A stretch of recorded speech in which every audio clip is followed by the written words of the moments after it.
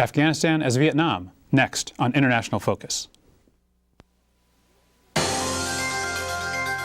Institute of World Affairs at UWM and Milwaukee Public Television present International Focus, a global magazine linking Wisconsin and the world.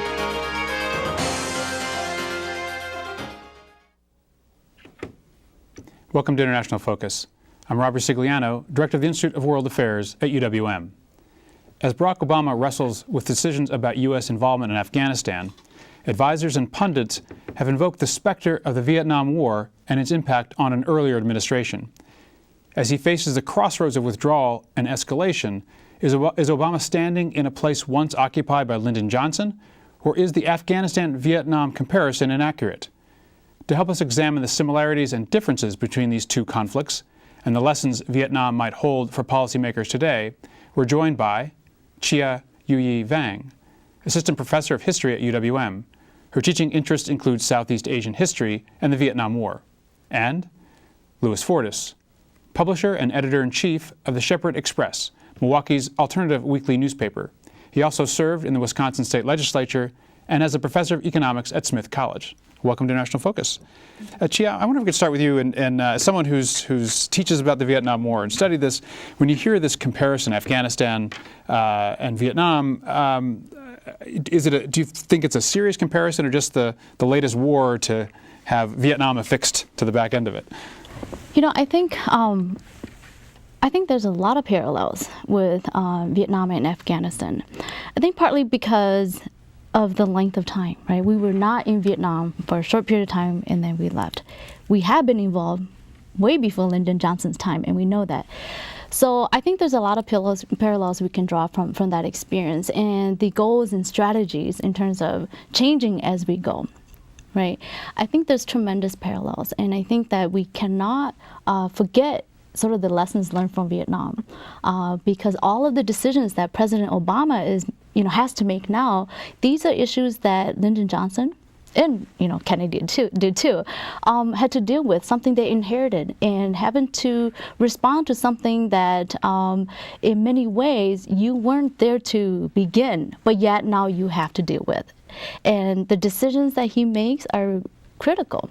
Very, very lots of similarities between, people talk about this all the time, right? About the Great Society programs and all the things that President Obama is trying to accomplish, and all these parallels. So I think there is tremendous similarities between the two. That's a really interesting parallel here, which most people would think of the similarities on the ground in Afghanistan versus being on the ground in Vietnam. And you're saying politically that right now Obama is wrestling with healthcare and climate change and all these other big initiatives, similar to the way that Johnson was. I think so. I mean, with civil rights, all the different issues that were taking place in the 60s, and with Johnson having to make the decision about, he doesn't want to be the one to lose Vietnam, right? So he has to do something, but at the risk of having that have an impact on other social programs that he was interested in creating in American society at the time.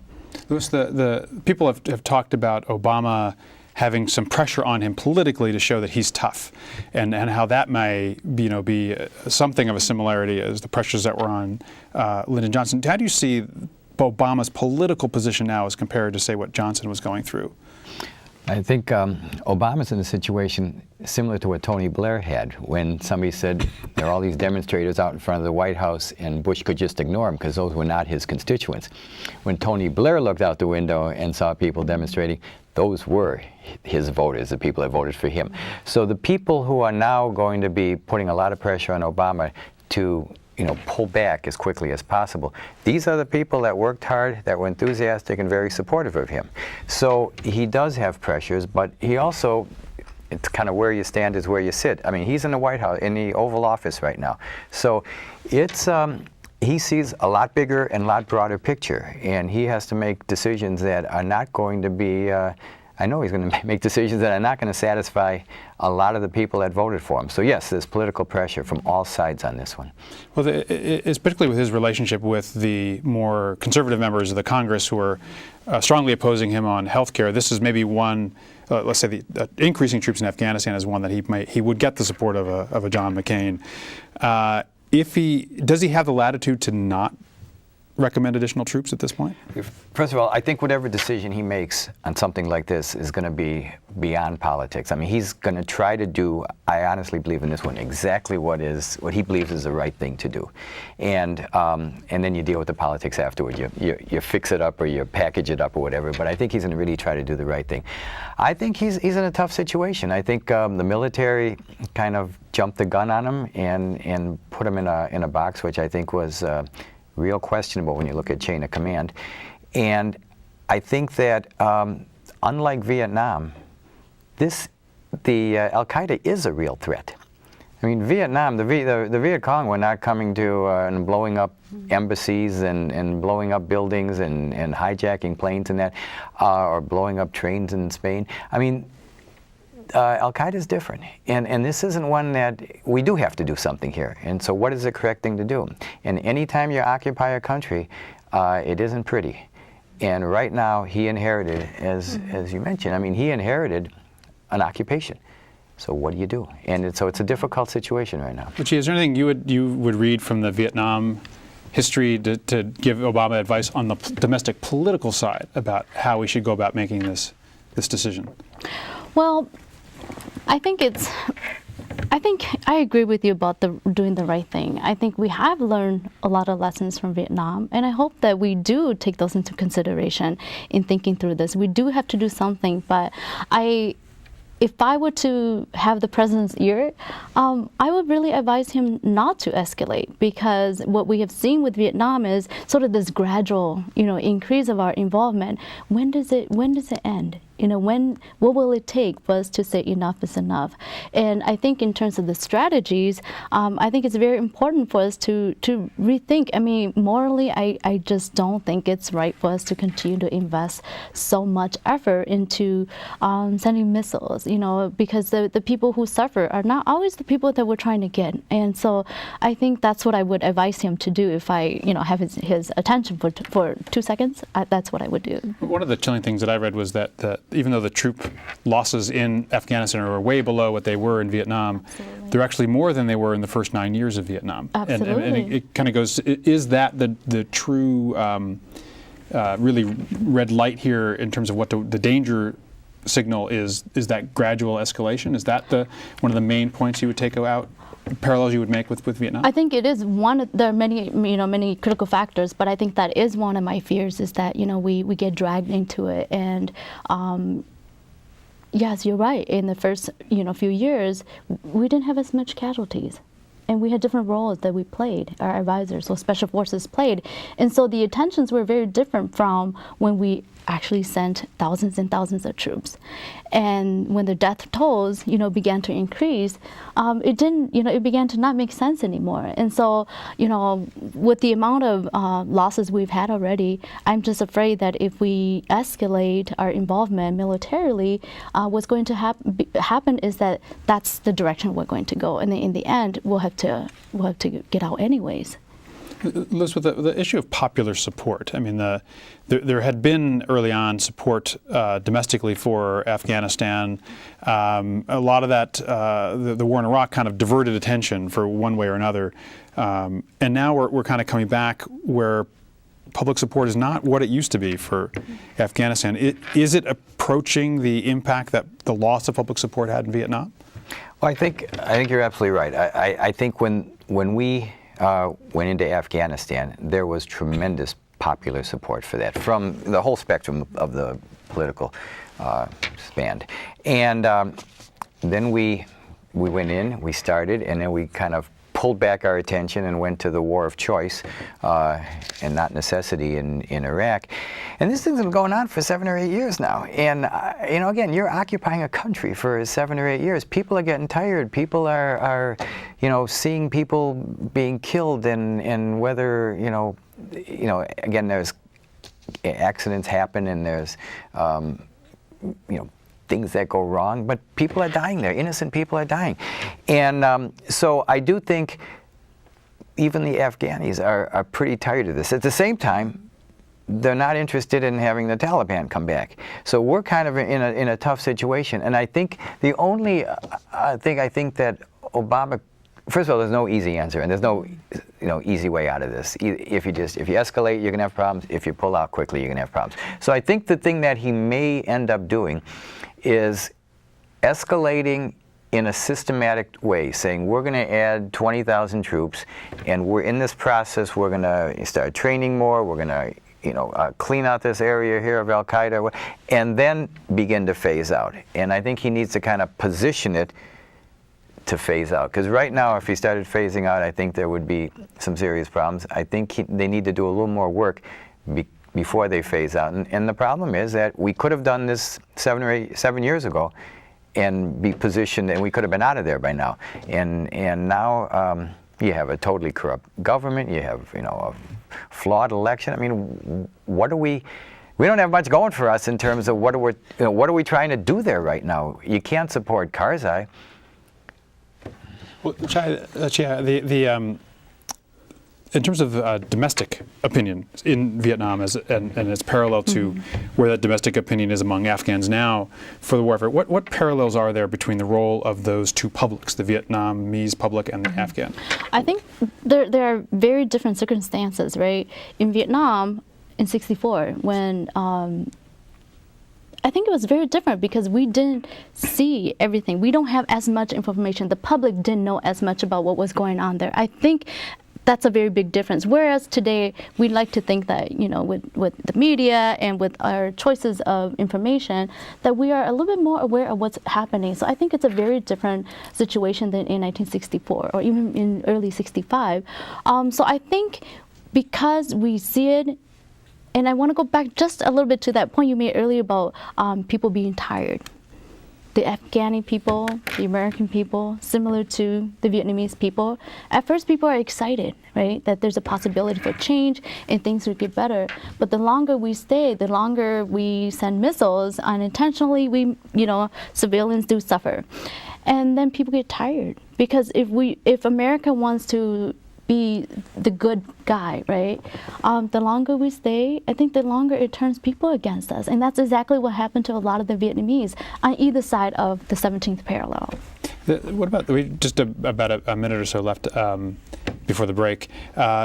What's the public perception of the Vietnamese government? Is there a parallel between that and the public perception or the lack of favor of the Afghan public support for Karzai? Well, I think remember Diem, Diem was someone that America supported because he was more like America, right? I mean, all the different characteristics of him. He was Catholic. There's all these different reasons that many people have talked about, right? That he embraced certain things that the other Vietnamese leaders didn't. So the other choices weren't even, possible choices for a leader that the American government would support. So I think in many ways, we don't have a lot of choices to support a regime in Afghanistan. So I think that's an interesting parallel to draw too, is that if we want someone that will sort of carry out our interests, it's very difficult on the ground to find someone to do that. And corruption is such an easy, very, very opportunistic situation for many of these individuals, just like Diem and others who, served in Vietnam. We'll come back to this after our break. We'll see you in just a moment on International Focus. The Institute of World Affairs presents our community with a range of public programs relating to global issues, U.S. foreign policy, and the world economy. For more information about the Institute of World Affairs, call 414-229-3220 or visit our website at www.iwa.uwm.edu.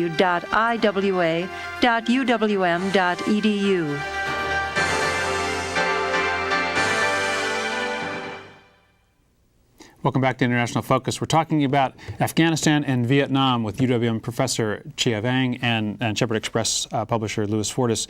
I suppose I want to pick up with a slightly different tact, which is to go to, so in what ways are they not alike?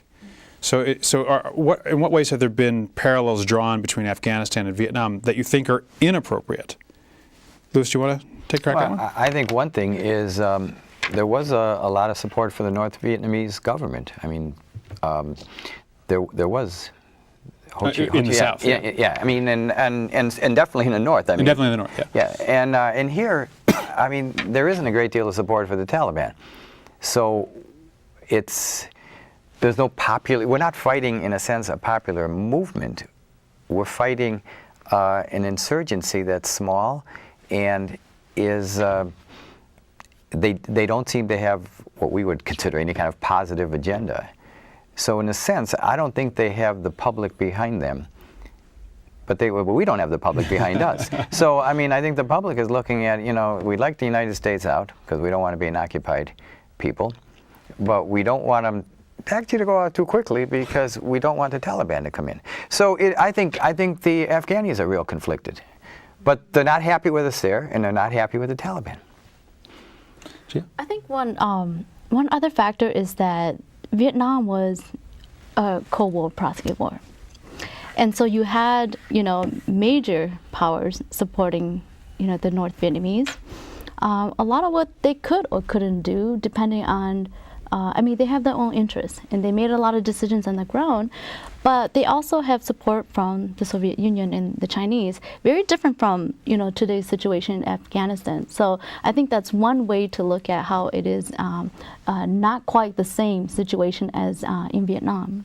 What about the regional context? I mean, you're beginning to draw this regional factor in here, Vietnam and its place in Southeast Asia and its relation to the Cold War versus Afghanistan and its relationship with its neighbors. We've got Iran, we've got Pakistan, India's been sort of drawn in lately with the bombing of their embassy.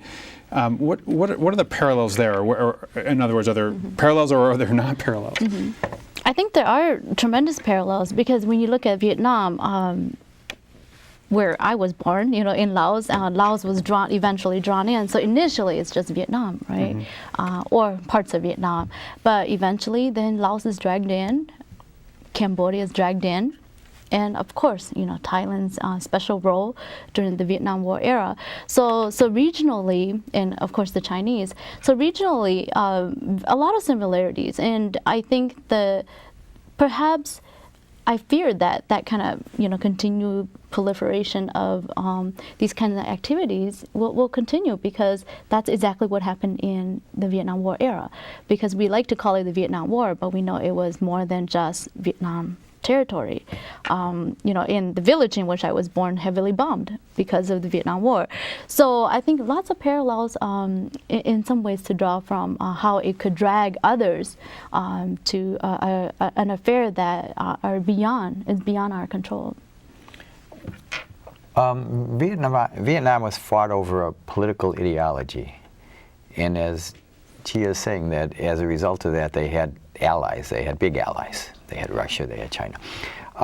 There's a lot of religion running through all of this, and all the various sects and all the various, and you don't have a clear ideology. You're not fighting for communism or socialism or whatever people were fighting for. It was a dream. It was a vision. It was now.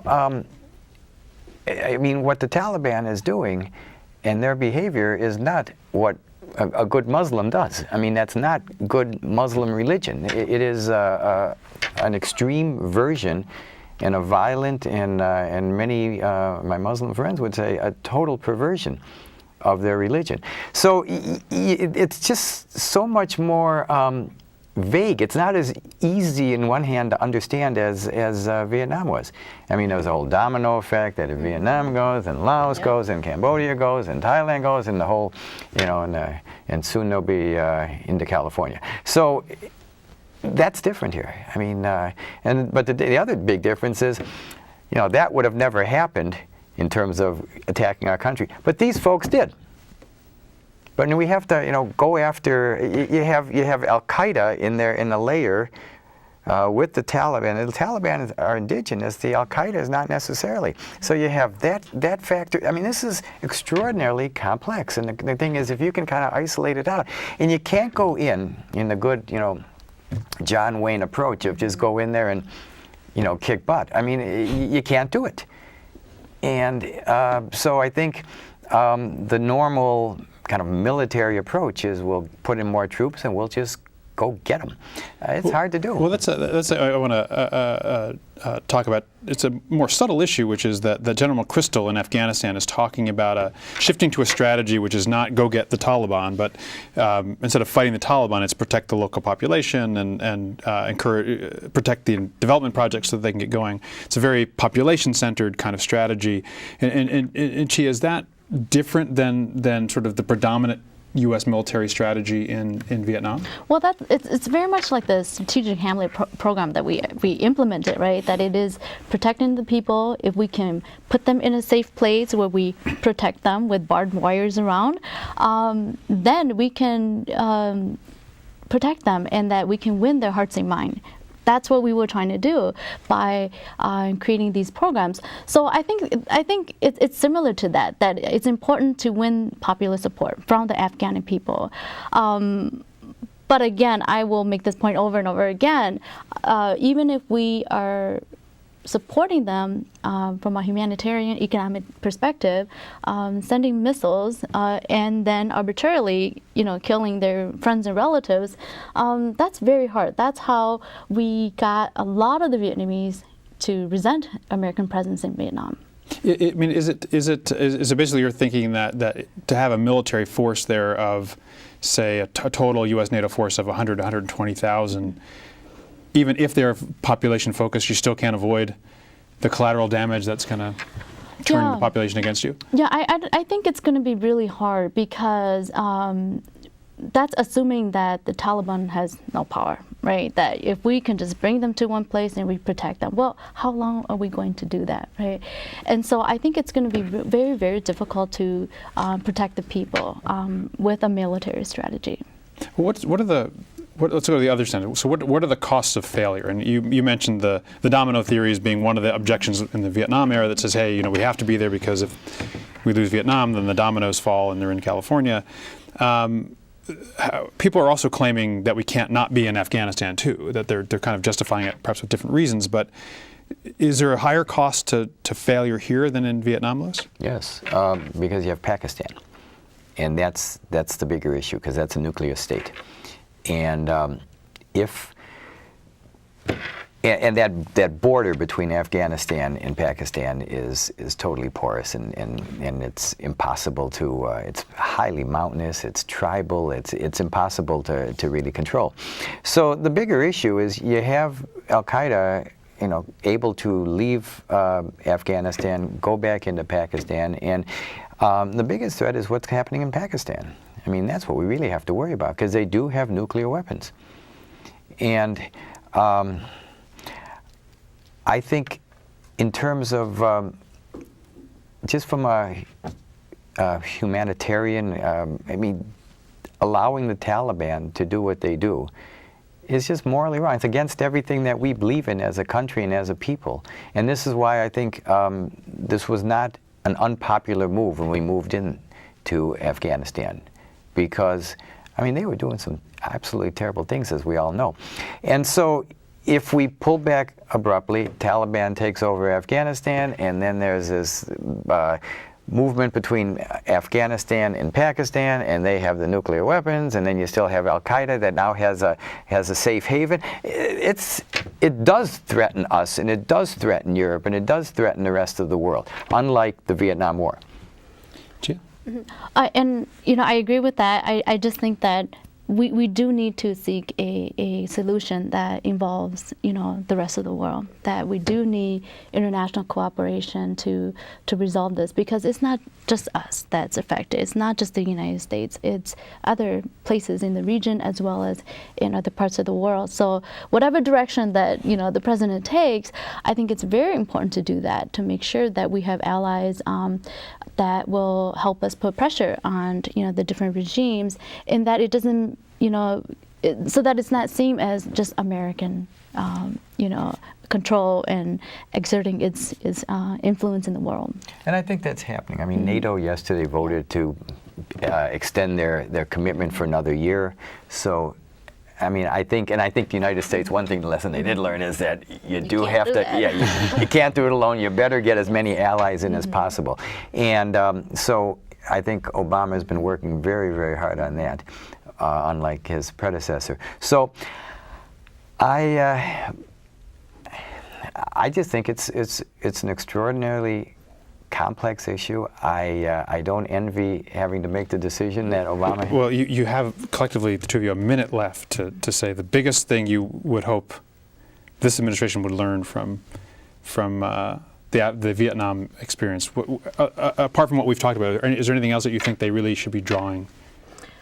I think that, again, I think we began this conversation with about, losses, right, casualty or costs. I think it's very important for us to think about the 58,000 lives that were lost in Vietnam, American lives, and the 5 million, Southeast Asian lives that were lost. And in the end, Vietnam became a communist nation, and in the end, they suffered for over a decade. But as Louis and I, we began our conversation this afternoon, is that Vietnam today is different, and you can visit, and people's priorities are different now, and I hope that can be achieved in Afghanistan, and I think I can't justify the losses that could come. UW Professor Chia Vang, thank you very much. Louis Fortis, Shepherd Express, thank you very much for your insights on Vietnam. To our viewers, we'll see you next week on International Focus.